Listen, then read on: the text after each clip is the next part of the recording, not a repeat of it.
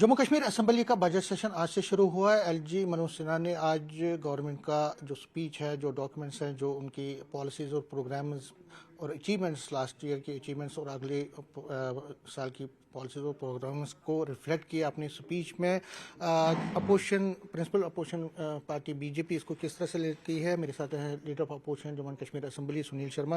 News 18 से बात करने के लिए आपका बहुत बहुत शुक्रिया सुनील जी। सबसे पहले पूछना चाहूँगा आपसे कि जो आज स्पीच में हुई है, ये स्टेट गवर्नमेंट जो उमर गवर्नमेंट का एक विजन है और एक उनका प्रोग्राम, पॉलिसीज़ हैं, अचीवमेंट्स हैं, किस किस सेक्टर में उन्होंने किया, उस चीज़ को टोटली अगर आप देखते हैं इस बजट स्पीच को, ये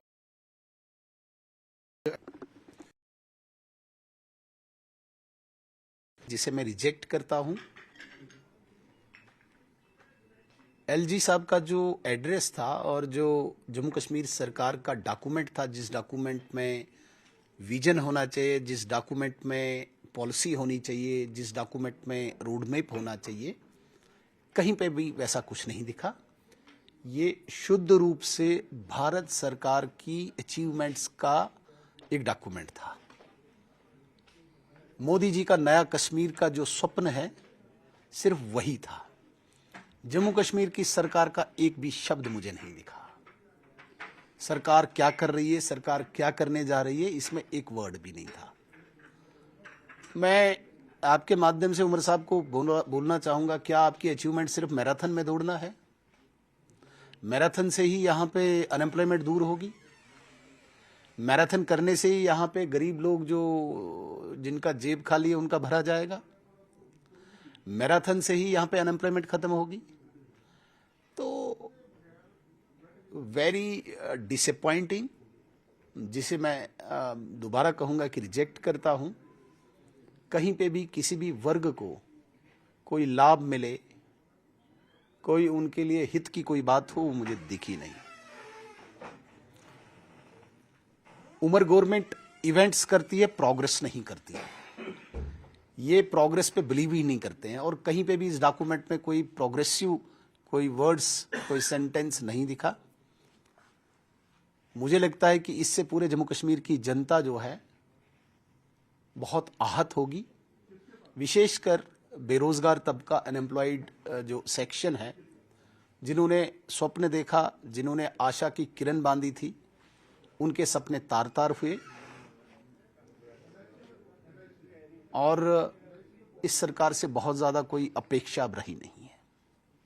आप कह रहे हैं अपेक्षा नहीं रही है, लेकिन जो स्पीच है उसमें गवर्नमेंट ये कह रही है कि कई भी सेक्टर्स, जैसे एग्रीकल्चर है, हॉर्टिकल्चर है, टूरिज्म है, इसी तरह से रूरल डेवलपमेंट है, स्किल डेवलपमेंट है, हर एक सेक्टर को प्रॉपर फोकस किया गया है और कई और इनिशिएटिव्स लिए गए हैं जिससे कि यहाँ एम्प्लॉयमेंट जनरेशन हो, स्किल डेवलपमेंट हो, वुमेन वेलफेयर की बात की गई है। वो तो दावे बहुत सारे कर रहे हैं उसमें। आपको शायद दिखा होगा, मैंने ये डॉक्यूमेंट देखा, अभी खैर इन डेप्थ स्टडी नहीं की, लेकिन जो आपको दिखा वो मुझे नहीं दिखा सर।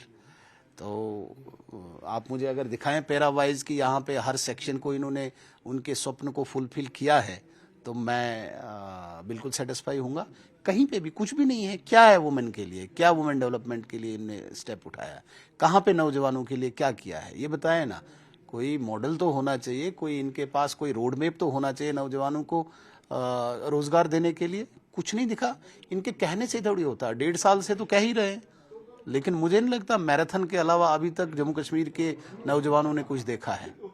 इसके अतिरिक्त कहीं पे भी किसी भी फील्ड में कुछ दिख नहीं रहा है और नहीं इस डॉक्यूमेंट में। हाँ, मोदी जी का नया कश्मीर का जो स्वप्न है, जो योजनाएं हैं, वो जो अचीवमेंट्स हैं भारत सरकार की, वो यहाँ पे इन्होंने दिखाई है। और इसके अतिरिक्त क्या है, जम्मू कश्मीर सरकार का अपना क्या विजन है, अपना क्या रोड मैप है, वो तो कोई दिखा नहीं दिखा आप कह रहे हैं। लेकिन सरकार से जब बात करते हैं, जब डिप्टी सीएम से बात की तो उन्होंने कहा कि यूटी है, स्टेटहुड होना चाहिए, हमें स्टेटहुड मिलना चाहिए। स्टेटहुड जब तक नहीं आएगा तब तक बहुत सारे वादे जो हैं पूरे नहीं होंगे। और एनसी के लोग ये भी कहते हैं कि अभी तो 1.25 साल ही हो गए, अभी तो और 4 साल है, हमें 3.5 साल 4 साल हैं, उसमें सारे वादे पूरे किए जाएंगे। पहले तो मैं डिप्टी सीएम की इन बातों को सीरियसली लेता ही नहीं। सवाल चन्ना जवाब गुंदम, उनकी कोई सब्जेक्ट पे बात करे ना। उसे कहिए कि भाई किस सेक्शन को क्या आपने दिया है, वो स्पेसिफाई करे ना, स्पेसिफिक बात करे। जनरलाइज स्टेटहुड कहाँ आ गया अब स्टेटहुड? इसमें क्या स्टेटहुड? अनएम्प्लॉयड को एम्प्लॉयमेंट देना है तो उनके लिए स्टेटहुड क्यों ढूंढना है? अब ये सारी चीजों को एक्युमुलेट करके बोलेंगे नहीं हमें स्टेटहुड मिलेगा, तो भाई तब तुम्हें कौन सा वो नशा था उस वक्त सर पे चढ़ा हुआ जब तुम्हें यूटी में चुनाव लड़ना पड़ा, और चुनाव लड़ते वक्त उनने ये वादे किए थे, उस वक्त क्या नशा था? अब स्टेटहुड ढूंढ रहे हो ये फुलफिल करने के लिए। उसी वक्त बोलना था कि भाई ये चुनाव सिर्फ हम स्टेटहुड के लिए लड़ रहे हैं, स्टेटहुड लाएंगे। उस वक्त तो आपने 370 के ख्वाब दिखाए, उस वक्त तो आपने 35A को वापस लाने की बात कही, उस वक्त तो आपने शंकराचार्य जी का नाम बदलकर उधर पता नहीं तख्त सुलेमान बनाने की बात कही, रिलीजियस सेंटीमेंट को प्रोवोक करने की बात कही। उस वक्त आपने तो बोला सो कॉल्ड प्रिजनर्स को वापस लाएंगे, उस वक्त तो आपने बोला 12 सिलेंडर देंगे, उस वक्त आपने बोला फ्री 10 किलो राशन देंगे। बोलना था ना स्टेटहुड नहीं है। अब डिप्टी सीएम साहब की बातों को मुझे लगता है कि कोई तरजीह न दिया करें, उनके कोई न सिर है न पैर है इन बातों का, इसलिए मैं कोई बहुत ज़्यादा सीरियस नहीं लेता हूँ। लेकिन डिप्टी सीएम तो यहाँ तक बोल पड़े, और न्यूज़ 18 से जब उन्होंने बात की, उन्होंने कहा कि अगर बीजेपी वाले हमारी पगड़ी उछालने की कोशिश करेंगे, हम इतनी ज़बरदस्त पगड़ी उछालेंगे कि वो अपने घर वालों को मुंह दिखाने के लायक नहीं रहेंगे। मैं एक बात स्पष्ट करना चाहूँगा, डिप्टी सीएम की इन 16 महीनों की स्टेटमेंट्स आप लाइए, एक में भी कोई एथिक्स होते हैं, पॉलिटिक्स में भी तमीज़ तहजीब होती है, शब्दों का चयन होता है। आप यहां से पूछो सड़क बनानी है मैं पगड़ी उछालूंगा।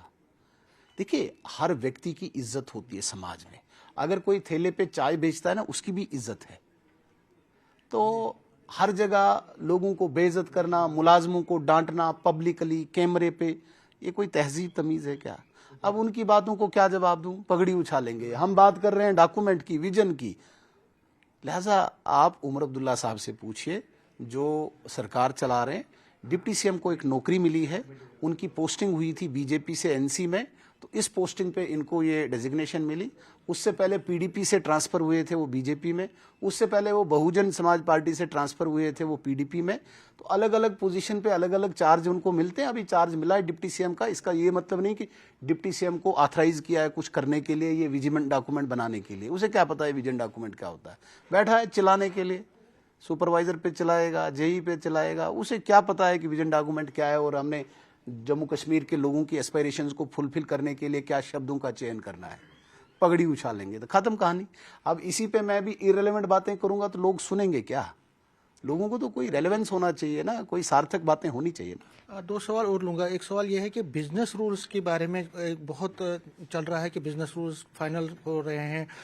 जो होम मिनिस्टर से उमर अब्दुल्ला की मुलाकात हुई है उसके बाद हालात बदले हैं, और कहीं ना कहीं जो है सेंट्रल गवर्नमेंट के साथ जो एक पॉलिटिकल रिलेशन या एक एडमिनिस्ट्रेटिव रिलेशन है वो मजबूत हो रही है। उसमें थोड़ी अच्छी बात है ना, इसमें कौन सी बुरी बात है? इनको जितना एम्पावर करें, हमें उससे कोई लेना देना नहीं। अच्छी एम्पावरमेंट है इनके पास, एम्पावर और हो, और ये जो चाहते हैं वो हो।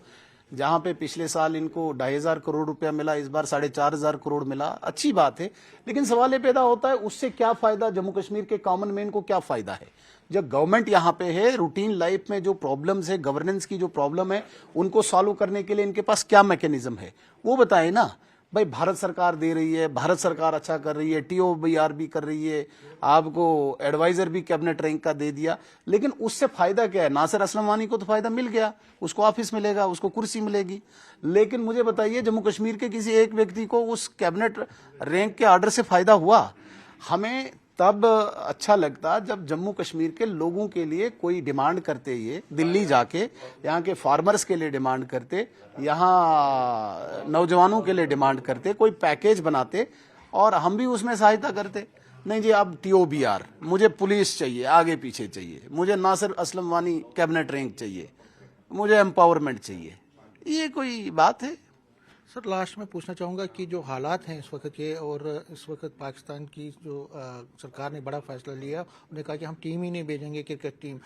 PDP हो नेशनल कॉन्फ्रेंस को कहती है कि पॉलिटिक्स को इसके साथ नहीं, पॉलिटिक्स को स्पोर्ट्स के साथ नहीं मिक्स करना चाहिए, ये अलग अलग रहनी चाहिए। PDP और नेशनल कॉन्फ्रेंस, इनके खून में अलगाववाद का बू आती है। ये हमेशा कहीं न कहीं पाकिस्तान के उस एजेंडे को समर्थन करते रहे हैं, आज भी ये इसी प्रकार की दोगली बातें कहेंगे। पाकिस्तान एक आतंकवाद की फैक्ट्री है, अलगाववाद की फैक्ट्री है और भारत सरकार की इच्छा शक्ति ने, विल पावर ने ये साबित कर दिया कि अंदर घुस के उस आतंकवाद की फैक्ट्री को ध्वस्त करेंगे, नष्ट करेंगे। आज पाकिस्तान को समझ आ गया है और बहुत अच्छी बात है। हमने कौन सी बाहें फैला के रखी थी यहाँ पे कि आप आओ खेलो। न्यूज़ 18 से बात करने के लिए शुक्रिया। कैमरामैन चांद के साथ में समीर भट्ट, न्यूज़ 18 जम्मू।